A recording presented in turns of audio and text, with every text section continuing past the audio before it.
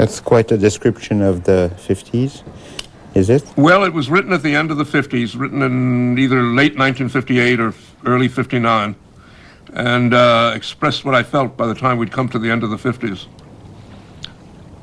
Do you still feel that way? Can you still describe the 50s that way? I still feel that, yes, the shits are killing us. I still feel that, yes. I still feel that the world is going into a dreariness and a mediocrity it does not need to go into. Now, there are all sorts of wonderful things happening all the time. We're human beings, after all, and we're creative people. And so a great deal happens that's good and beautiful and fine and noble and extraordinary and expressive. But at the same time, there's a triumph of the mediocre. I refer again to my old pal Plastic.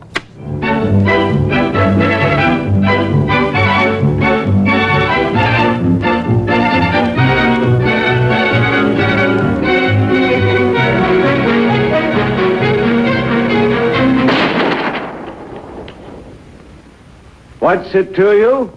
Plastic.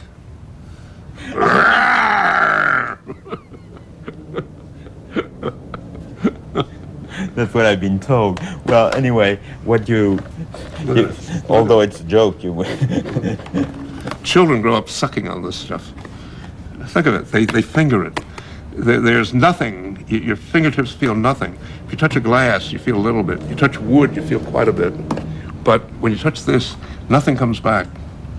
And you've had now for 4 decades, more and more and more infants and children live with this stuff and play with it. And you cannot possibly feel any affection for it.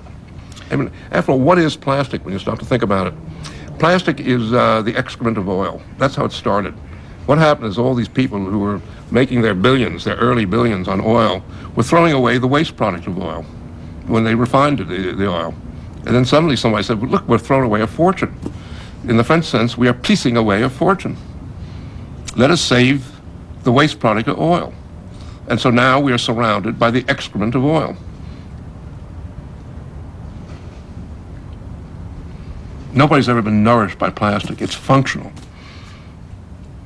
It's the spiritual equivalent of political correctness. It's functional. It serves a purpose.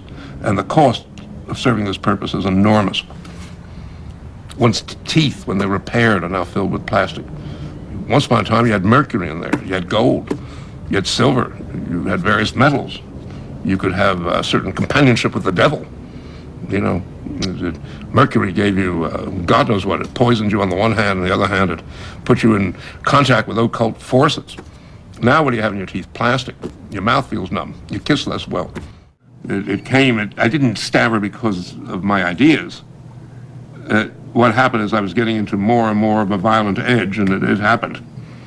More than that, I wouldn't care to get into. And you felt that was the limit, I would say? It was related absolutely to what I've been talking about, of course. Mm-hmm.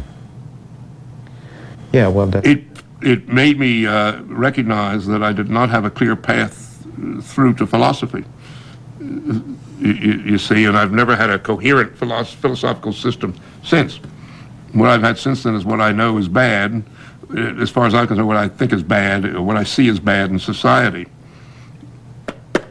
This is worse than individual violence. Well, tell me, yeah, okay. Tell me about that. Well, I have. I've told you what I think of plastic. I mean... Well, I think it deadens people, and of course, the deadening people, violence increases. If you live in a way where you can't feel your senses, then you'll have to go in for more and more extraordinary actions, and violence is one of them. And I think one of the reasons we have this huge amount of violence now in America is because we're such a plastic country. To get back to some kind of real instinctive feeling, people tend to get more and more violent.